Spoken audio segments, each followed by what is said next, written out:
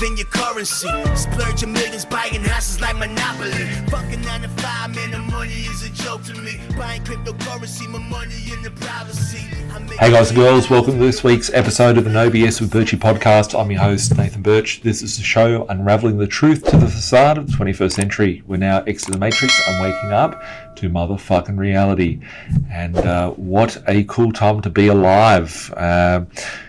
Today I'm going to talk about billionaires, millionaires, centimillionaires, and everything in between. And when I first started my journey being a property investor, I thought to myself, how could I ever be a millionaire? It just seemed so impossible to, be a millionaire. And then became a millionaire. And then I realized that there was no confetti, there was no party, there was no one that was excited for me. It was pretty boring.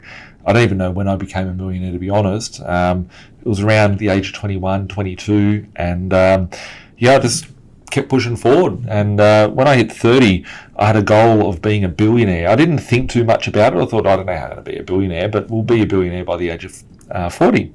And I thought to myself, that's cool, I've got 10 years to sort it out and the clock's ticking. I'm now 37 years old, and how do I become a billionaire by the age of 40? Because I'm not a billionaire by the age of 40. You guys that remember me talking about it 10 years ago are going to be like, Birchy, you're full of shit. You're going to change your podcast from No BS with Birchy to BS with Birchy because he's not a billionaire, right? So I had very clear goals on how I was going to become a millionaire and how I was going to become a centimillionaire. And, what I've realized over time is that it takes a different version of yourself, right? Every time that you try to push through, there's always adversity. And I see all too many times like people trying to get started and they're like, oh, this isn't right, that's not right, etc. And I feel like sometimes a lot of people fail to start even doing anything to become successful at whatever they're doing, right? I'm just talking dollars here. I'm talking about being a billionaire in dollars, right? I'm not talking about being the fittest person, being the most athletic person, being the person that be the top of the game at whatever sport or whatever tool they're using in their or device they're using to be at the best of their game. So to be at the best of your game, there's always going to be, it's never going to be a right time. There's always going to be adversity to push through. There's always going to be someone out there doing something different, someone that you can learn from, something you can do that's going to be better to get you further along and be the best at what you do. And I remember when I first started, I used to think, that, I forget his name is, I don't follow sports, that golfer that got in trouble with all the chicks later on, Tiger Woods, right? And I remember sitting there thinking, like, this guy didn't just pick up the golf club one day and swing the golf club and become the most successful golfer out there at the time. I don't even know if he is still the best one or whatever, but I used to think, like, this guy would be up at 3 o'clock in the morning. I could picture the guy just trying to, like, get his swing right, get whatever's right to be the best of his own device. And I guess every time that I've had to push through, I've had to level up, I've had to become a better version of myself. I had to redefine who I am, what things that I can drop and leave at the gate, what things are holding me back, what things don't I need anymore, who do I need to become, what sort of mindset do I need to have to be able to push through to that next level. And there is a big differentiation. If I look at billionaires to millionaires to all the way down. And I make the joke of saying, what's the difference between the owners of the properties and the tenants? But the funny thing is that probably half of you guys watching and half of my investors out there are only tenants themselves, right? I was a tenant in properties till I got to like 100 properties in my portfolio. So, there's a big mindset shift in, pushing forward and getting to where you want to be. And I just threw $1 billion out there as a billionaire because I thought, fuck, like that's cool, right? If I can be a billionaire, that means I've kicked some ass and, made some goals along the way. And it was very loosely at the time, but I was like, I'm going to be a billionaire, right? And I was talking to someone the other day, talking about by the time I'm 40, you're going to be a billionaire. And they go, Birch, you're not going to be a billionaire by 40, right? Like, this is just the start of it. And I was like, I laughed, and we're having a couple of drinks, and I laughed, and I said, already thinking about how can I earn $1 billion a year passive income, right? As profit, not like revenue, that's profit. And for me, always is trying to continue to grow and have fun and enjoy everything that I've got at my disposal and the journey along the way, which I think is very, very important. I did some stats like recently. I pulled up some numbers, and I've hit through the centimillionaire phase, which is a centimillionaire is someone that's got over $100 million in net worth at the disposal. And if you just Google how many centimillionaires are there in the world, it comes up here saying that there's 25,490. So let's say 25,500 centimillionaires. So there's less than 9 billion people on Earth. There's less than 26,000 people alleged by these stats that have over $100 million worth of net worth. And let's say that a lot of these people are not, disclosing what they have. They're going in the dark, and they're, just being quiet about it. That could be double, that could be triple. Let's say it's quadruple, right? There's 100,000 people. So to get to that level, right, it says, if I go by these reports, that I'm one of 25,490 people in the world that have got over $100 million worth of net worth. And then if we go into billionaire status, right, which is where I want to be, I look up on Google here, on Wikipedia, and it says that the highest net worth person is worth 219 billion net worth, which is that Elon Musk fella. I wouldn't say that I aspire to be that guy anyway, but just for the fun of it, he's there as a number one. And I look at these numbers and I just think to myself today, these are all just numbers. Like when you really break it down, they're just numbers. But it goes down to say, what's the total number of billionaires in the world? And there's 2,668 billionaires in the world. And when I read that recently, I thought to myself, shit, like by the age of 40, it's only 3 years away, and I believe that I can get there.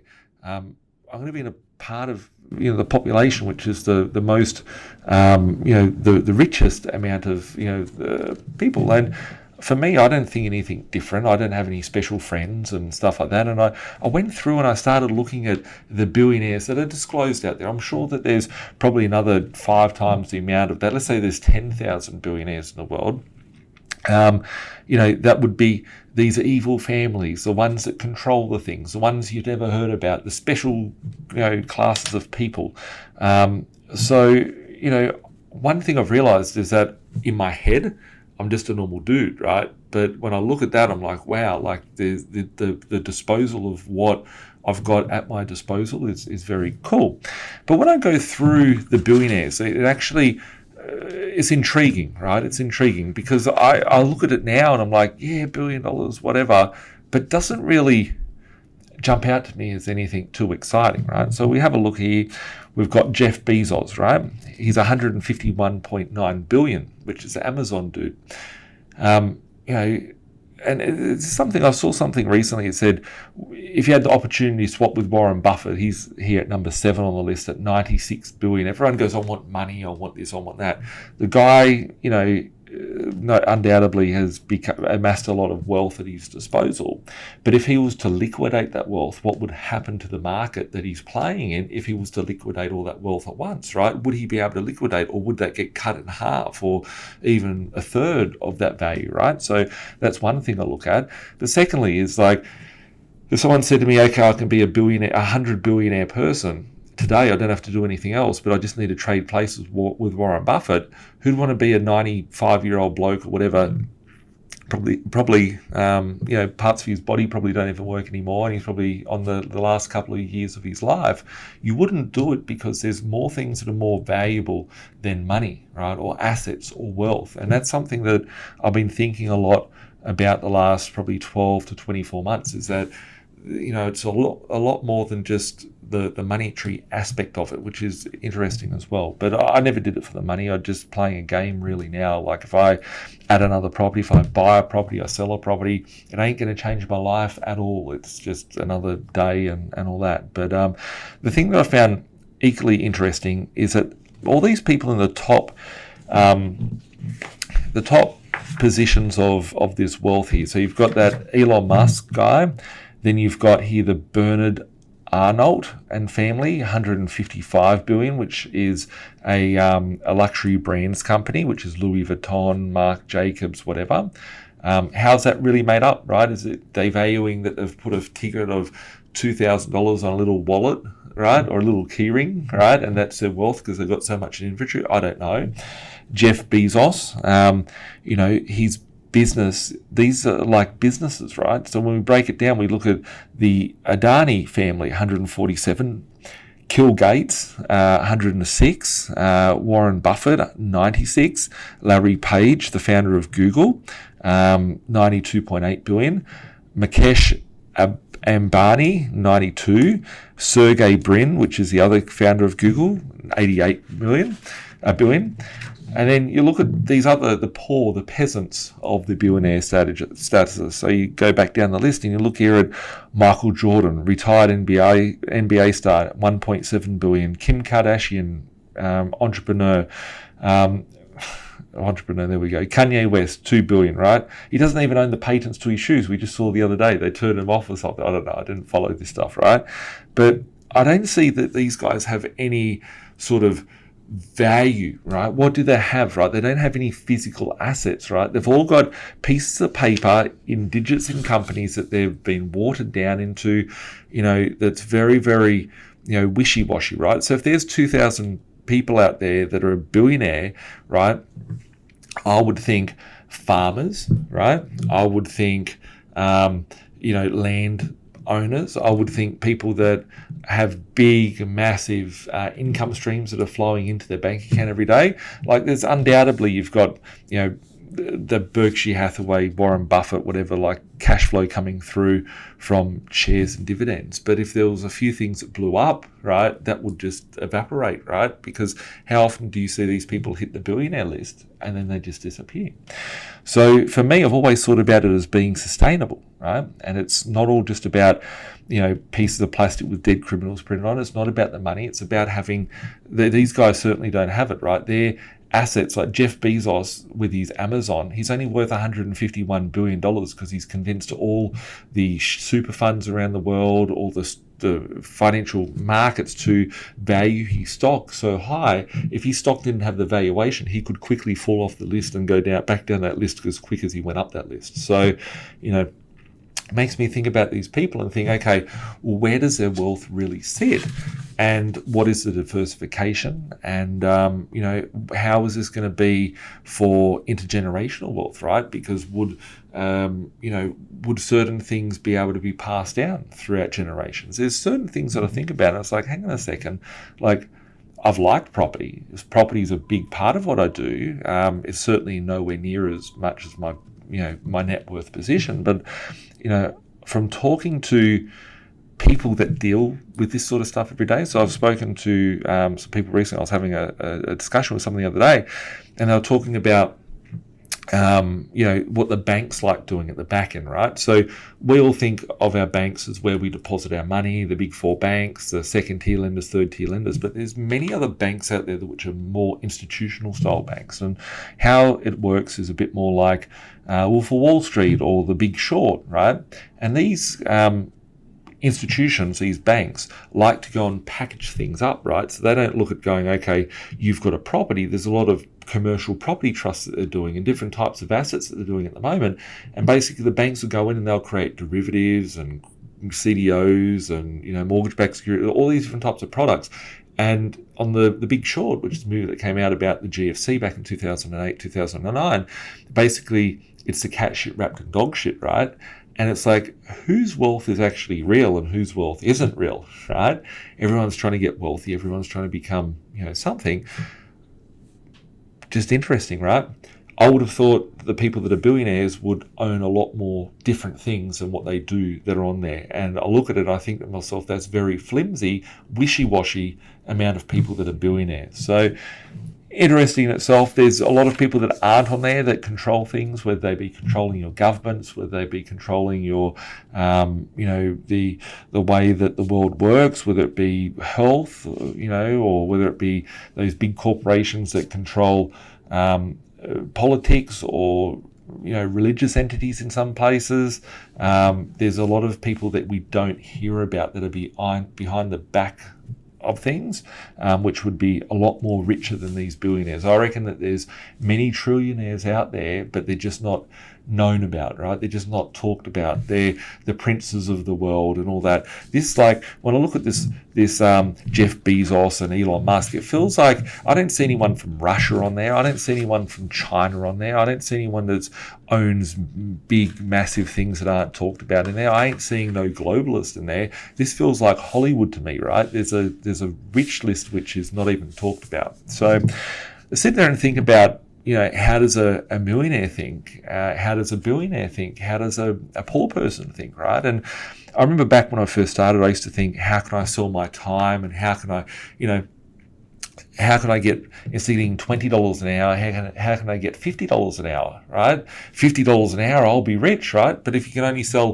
100 hours, if you work your ass off, sell 100 hours in a week, 100 hours at $50, it doesn't really add up, right? You hit a ceiling, so you can't get past it. So you need to scale, you need to have leverage, you need to have certain things. So being at the first point of my journey when I was first starting, I used to think of how can I save money, how can I sell my time for more money, how can I earn extra income, etc.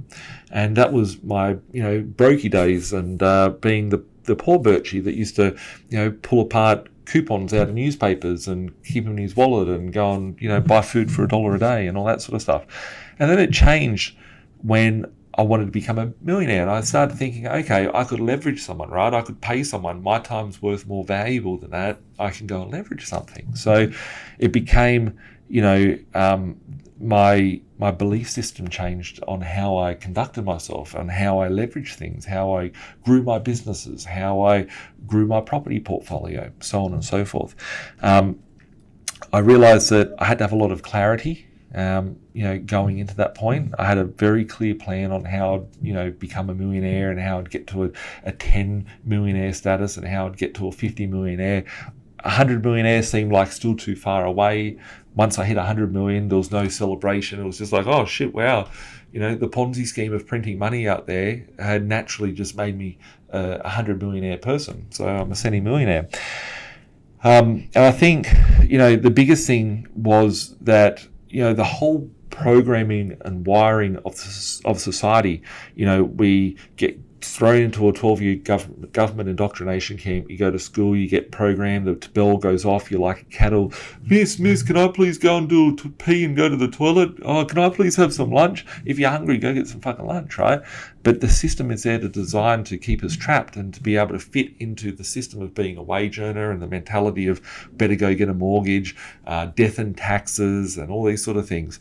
I often talk about people that say they want cash, right? I've dealt with it a lot over the years with tradies, and they go, I'll do it cheaper for cash.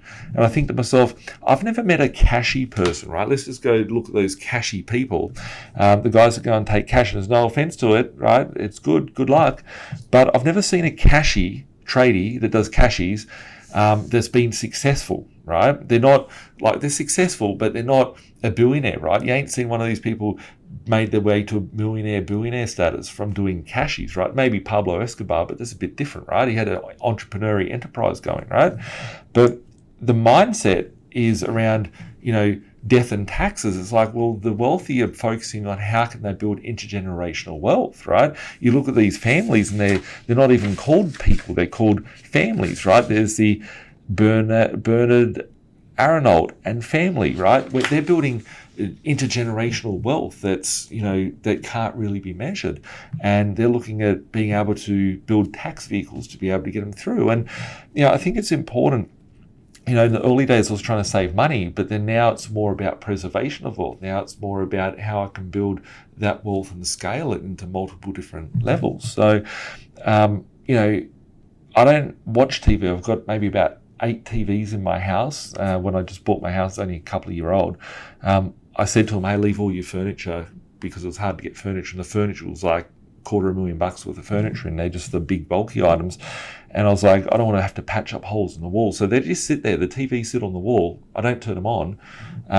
But you wouldn't picture, I don't think you'd picture anyone on this billionaire list going to watch the 7 o'clock nightly news, right? I don't think you'd be picturing anyone on the billionaire list watching Netflix or telling you what happens with any Marvel action heroes, or what's happening at the movies, or what's happening with their football team on the weekend, right? And I think it's what people fill their days with. I think millionaires don't lose sight of their mission, and they have a very clear mission and they have a very clear vision. I think that millionaires have a good relationship with money, which is very important. I think that as people get wealthier, they like to have charitable and do good and altruistic sort of values. So I think that's something that comes in as become a millionaire or billionaire status, and that's why a lot of people build these sort of vehicles for. And I think that how people act around money is very, very crucial. To get to the billionaire status, right, I said beforehand, to become a millionaire, people have a good, healthy relationship with money. But I think as a billionaire, you need to have all of that, but then also have a good relationship of how fundamental parts of fabric and society work. I think it's important that you have fundamental knowledge of how the whole monetary system works and how the whole banking system works to become a billionaire. I think you need to have a healthy relationship on leverage. Leverage isn't just leverage of money, right? Leverage is leverage of people. Strength comes in numbers. I couldn't go and do, all the things that I do. I'd love to sit here and say I do all the greatest things in the world. I do some things that are very good, and I have lots of people that do great things, that are specialists in what they do. And I think being the more successful you are, the more you can leverage, the more you can process, systemize, and scale what you are doing. I think being, in the high levels of success, whether it be, a rapper, how many music stars or TV stars do you see that are a one-hit wonder, right? Or a sports star that will be really good today and then they fall off the scene next season.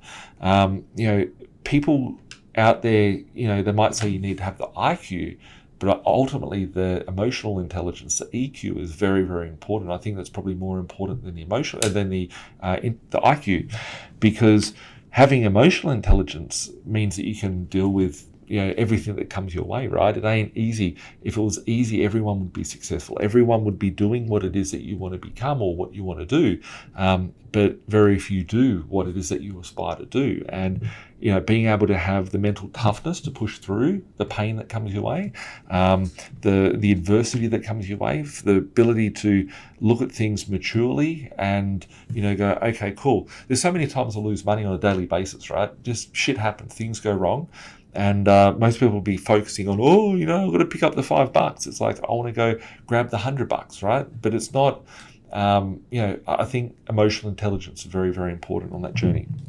I think that billionaires love what they're doing. They have a very clear vision.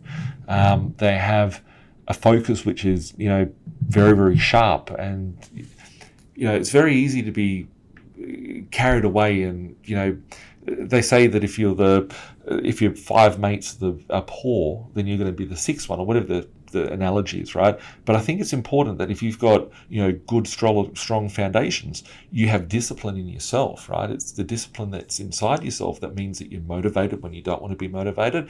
It means that you take the actions that you don't want to have to do, but you know that you need to do it. It's having the clarity and being able to take, steps forward and to be able to achieve those things.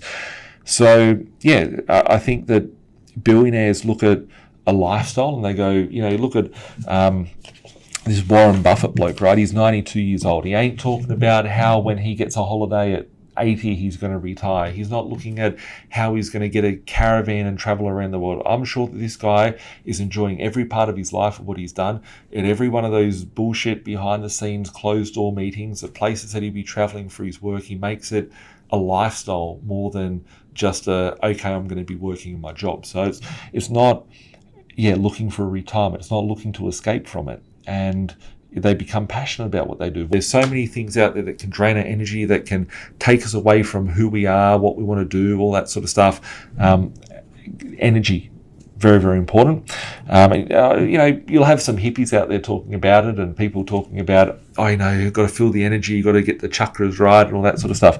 It does play a role in that, but I think it's inbuilt in people at that point, that not that they're making a big scene out of it. It's just, the energy. They know where they're wasting their time. They can make quick decisions. They can make decisions on the fly, etc. I think I've said a lot here. I'm just seeing if I've got any other little notes here to talk about.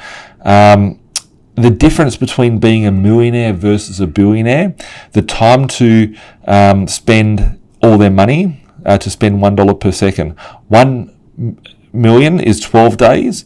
$1 billion is 32 years. So just think about that, right? If you wanted to spend $1 every second, it'll take you 12 days to spend $1 million, but it'll take you 32 years to spend $1 billion, right? It's a big difference. It's only one extra zero, but it takes a lot to be able to scale, systemize, process, or actually 2, 3, it's got the extra 3 zeros, sorry.